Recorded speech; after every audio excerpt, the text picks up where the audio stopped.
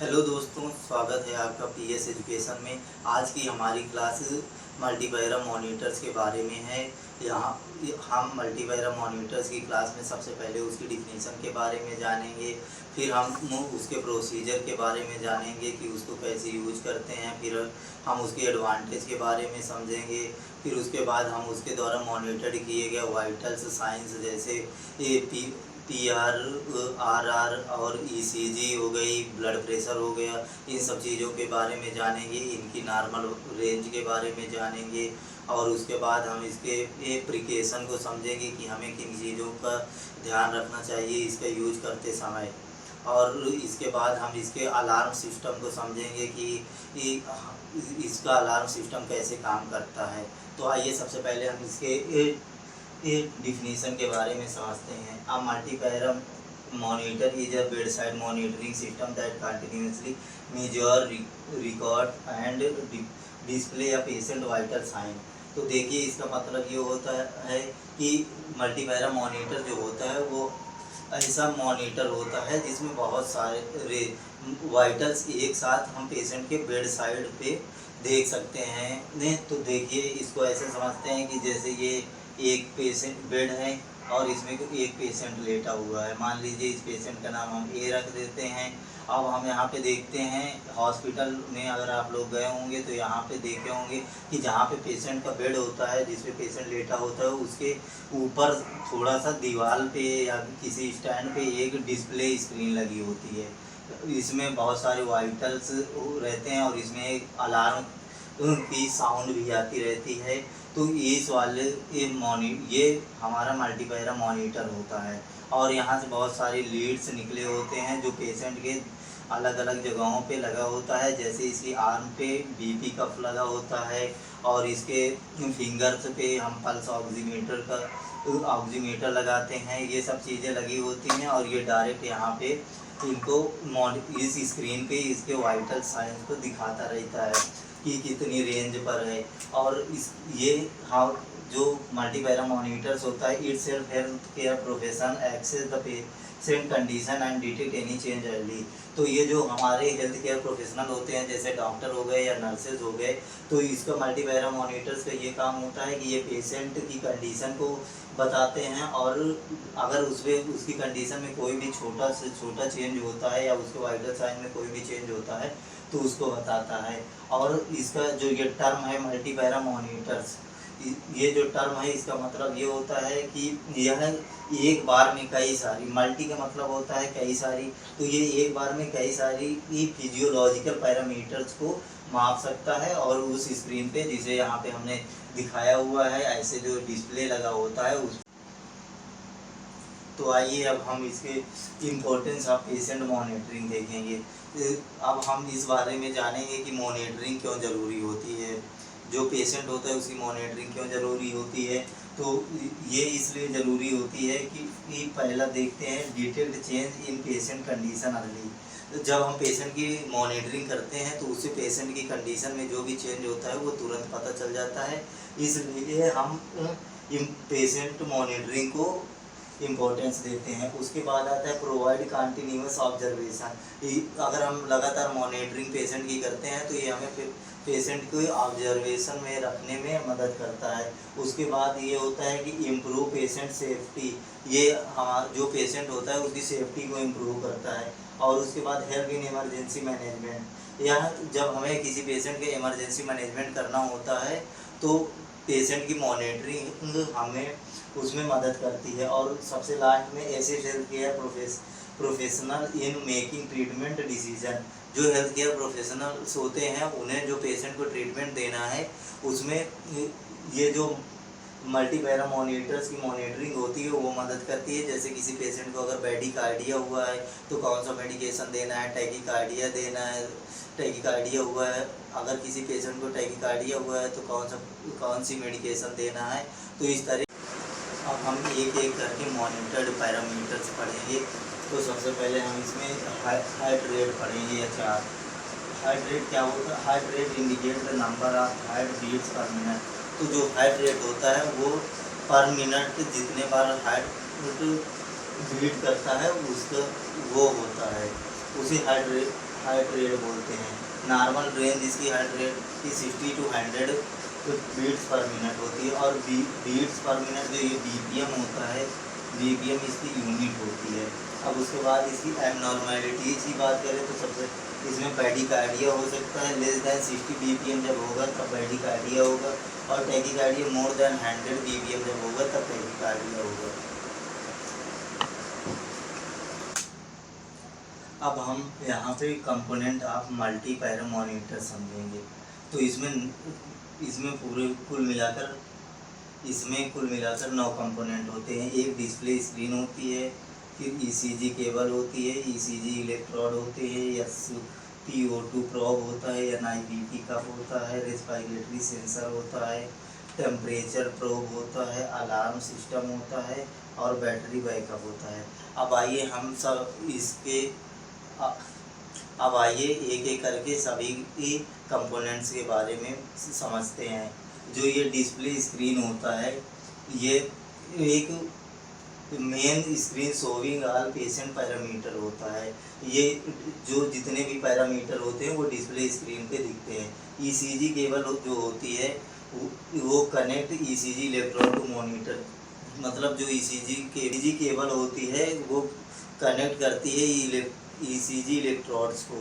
और उसके बाद जो ये ईसीजी इलेक्ट्रोड होते हैं वो usually attach to the chest में लगे, जो इलेक्ट्रोड्स होते हैं वो यूजुअली चेस्ट में लगे होते हैं। और फिर उसके बाद ये SpO2 प्रोब होता है, ये ऑक्सीजन सैचुरेशन को मेजर करता है।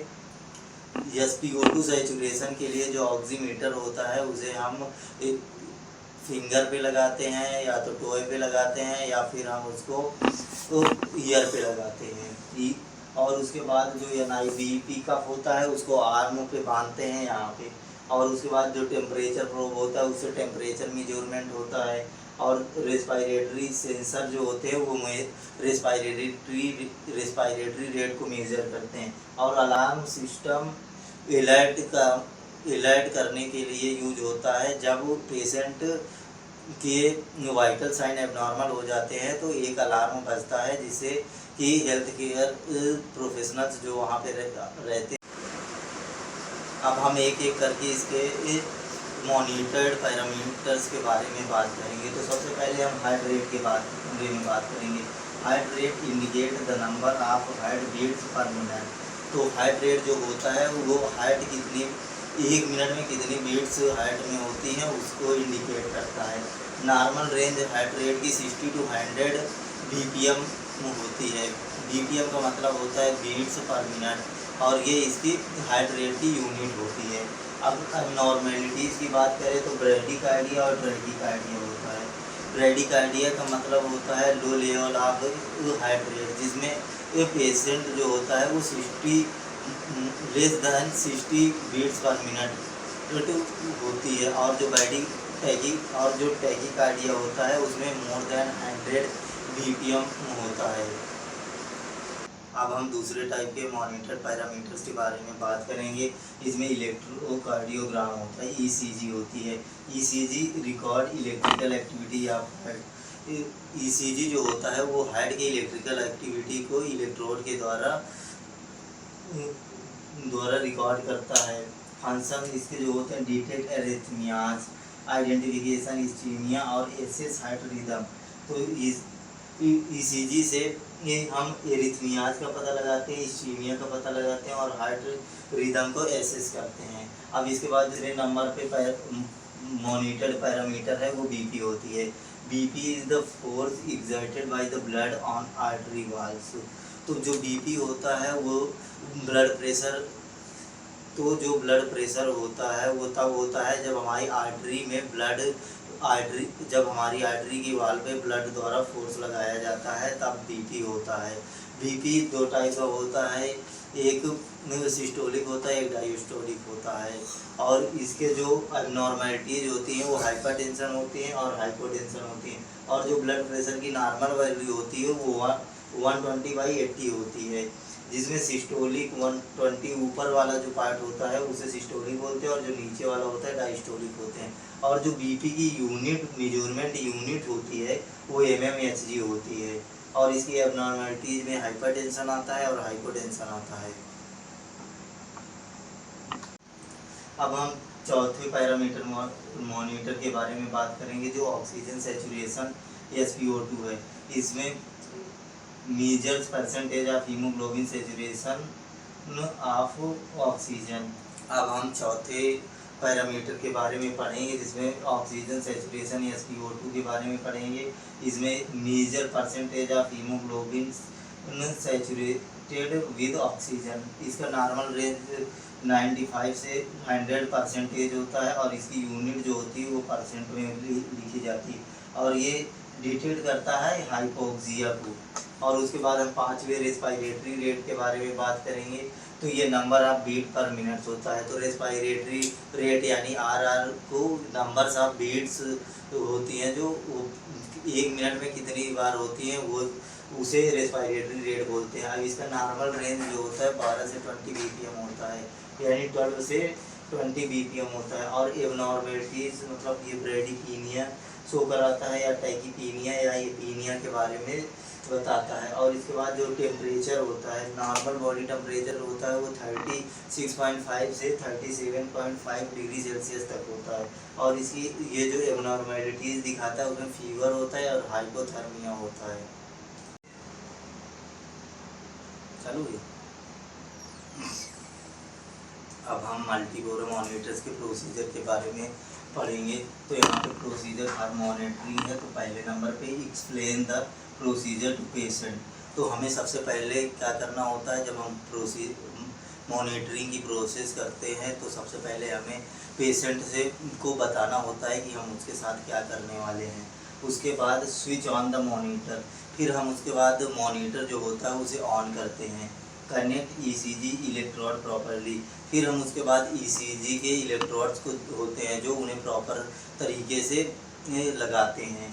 उसके बाद apply SpO2 probe two finger. उसके बाद हम जो SpO2 प्रोब होता है उसे फिंगर पे या ईयर पे लगाते हैं। Attach BP cuff to arm, और जो BP कफ होता है उसे आर्म पे लगाते हैं।